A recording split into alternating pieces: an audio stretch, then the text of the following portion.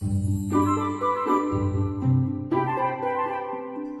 does it take to begin a successful path to effective early childhood inclusion? How are families supported to begin the process? This module demonstrates the meeting with a family, program administrator, classroom teacher, and early interventionist. It is the beginning collaboration that takes place prior to the provision of early intervention services at the Early Care and Education program. This meeting discussion is being guided by a new checklist used in Indiana to lay the groundwork for successful collaboration to support effective early childhood inclusion. This checklist was developed in collaboration with representatives from First Steps, the Part C Early Intervention System, Indiana Association for Child Care Resource and Referral, or as it's commonly known, IACRA, Early Head Start, and preschool special educators. Let's listen. Thank you everybody for taking the time to come here and meet with us so that we can make sure that Jarek's needs are going to be met while he's in our classroom. First thing I want to do is we're going to review a checklist that has been developed by First Steps in the Indiana Association of Child Care Resource and Referral to make sure that everybody is on the same page and that we communicate well about what Jarek needs. Sam, I wanted to make sure that you remember that you had signed a release for us to talk with First Steps and for First Steps to talk with us. Did you have any changes you wanted to make with that? Nope. Kim, coming into our classroom, we do want to make sure that you are respectful of the confidentiality of Jarek. The biggest thing that we ask is while you're in here working with him, we do have parents coming in and out. If you do need to talk to the teachers about something specific with Jarek, just make sure you're respectful of his privacy and of his family's privacy, and the conversation is done away from other parents. Okay? Next thing I would like for us to look at is our philosophy of our program here with Early Head Start. Got one for everybody. Here's one copy. I just want to highlight, though, on the second paragraph, when it comes to inclusion, we do really want to focus on providing an environment where all children, regardless of ability, are able to develop to their full potential in all areas of development through play and social interaction. We're very play-based and very play-oriented in our classrooms, so we want to make sure we incorporate all of the services in play and in the routines and the activities that we already do in the classroom. Sam, do you have any questions or comments about Jarek participating in the classroom? I just want to make sure he can participate to his highest level. Okay. And interact with the other kids. Okay. You asked that some of Jarek's OT services occur in the classroom with Kim. Yes. Can you talk to us about what kind of things you want to make sure we're aware of with his OT goals? And we do have a copy of his. He has 2 goals that Kim will be addressing for occupational therapy. One would be his feeding, taking all of his nutrition by mouth. Right. And then the other one really is going into his play. Right. So can you talk a little bit about what you would like to see Kim do while she's here? With the nutrition, I just want to see him start taking everything by mouth. He has had a G-tube, and so I want to get him off of that. The doctor said that we can start, hopefully, get that removed in 3 months. Yeah. So, yes. So I want to start working on him chewing and taking fluids through his mouth instead of through his tube. And then with the play,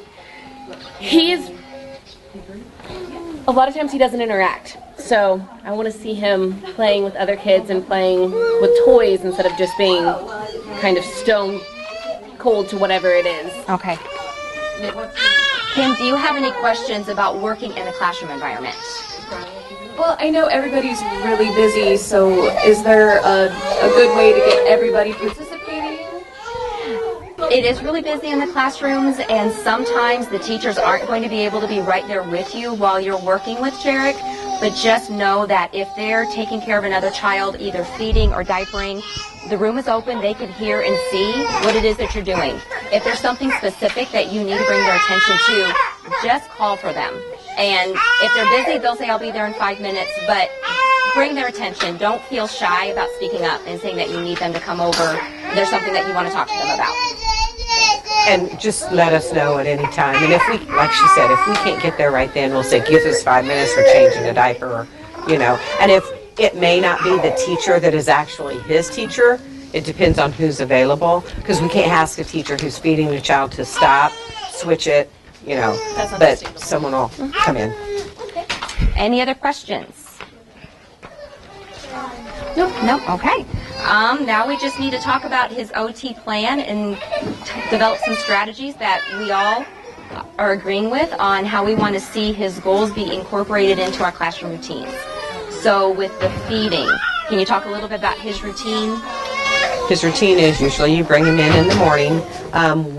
Because he's on the toddler menu, he's not on the infant menu, he gets breakfast around 9. So when it comes down, being from the other classroom, it comes down, we feed him then. We try and do that when the other kids are feeding. Today, that didn't happen, but that's what we typically try to do. That way they can all be eating together, they can look at each other, and he'll have that interaction and not just be by himself. Then after that, obviously, we change his diaper, get him all cleaned up, and then we do group activities or individual activities at that time, depending on what they want to do. But that's when the teachers are on the floor, and we may have other teachers feeding, bottle feeding other infants, but that's when they're on the floor playing with all the kids together, working on goals. Okay, so with the feeding goals, it would be best if you would be able to be here around breakfast time. And then right after that goes right into playtime, so that would be a perfect opportunity to then move into the other part of his goals, playing and interacting with his environment and other children. Does that sound like something that's going to be able to be workable? Oh, yeah. Wonderful. Okay. He used to take, like in the first few weeks he was here, he used to take morning naps. Now he takes afternoon naps, so it's worked out good. So morning would be best. If she came in the Yes. afternoon, Yep. it would probably be nap time. Yeah, because he's a good sleeper. When he sleeps, he sleeps. Yes, he does. Yeah. First thing that we would really like you to do, Kim, getting to know him, is to come in and observe him for the first visit for however long you would like. You're welcome to come in and take a look, ask more questions of Stephanie or any of the other staff members in here, and that'll probably give you a better idea of what his likes and dislikes are, kind of help you guide your goals. Okay? Does anybody have any other questions right now? No. Touch on anything else? Kim, when you come in and do your observation, can you talk to us a little bit about how you would like to see us incorporate his goals into his routines and into his activities? Oh, absolutely. When I come in and observe, I want to do just that. It's not going to be him working around my schedule. It's going to be me working around his schedule. Okay. I'm going to help out with feedings and playing with the other kids. And so if we get a whole group of kids to interact and play, then we can work on those goals with playing and interacting at the same time. And I'd really like him to involve as many people as I can. Okay. And not really take him out of his environment, but just adding me to his environment. That sounds wonderful. I think the teachers will greatly appreciate having an extra hand. Last thing we want to make sure we cover before we end our meeting is how we are all going to communicate with each other when you come in. We have a homeschool journal that Sam fills out every morning when she drops Jarek off. And then we have a My Day that we complete at the end of the day that she reviews on how his day. Sam, is it okay if Kim can look at those, and can we share those with Kim? Oh, yeah, definitely. Okay. And when Kim comes in, you will complete a face-to-face sheet and leave a copy for Sammy? Is it okay if we keep a copy of that as well, so that we can keep a written record of things that we can continue doing with him while he's in the classroom? Okay. Yeah, that's Does great. anybody else have any other ideas at how it would be best for us to communicate with each other? I think that's great. And just so you know, the My Day or in the homeschool journal that she fills out when she comes in talks about what time he went to bed, what time to get up, has he had a bottle or has he eaten or anything like that. And then what we return to her at the end of the day is what was his favorite activity, which will help a lot. What was his mood that day? How often did we feed him? What did he? How much of what we fed him did he actually eat? And then we also put on there his diaper changes, stuff like that. So if you notice anything when you're working with him, even though we're here and we're going to be there, let us know and we can add that to that, or have you add it to it too. Great. Okay? Any other questions? No, that's good. Okay. Thank you so much for coming in today. Thank you.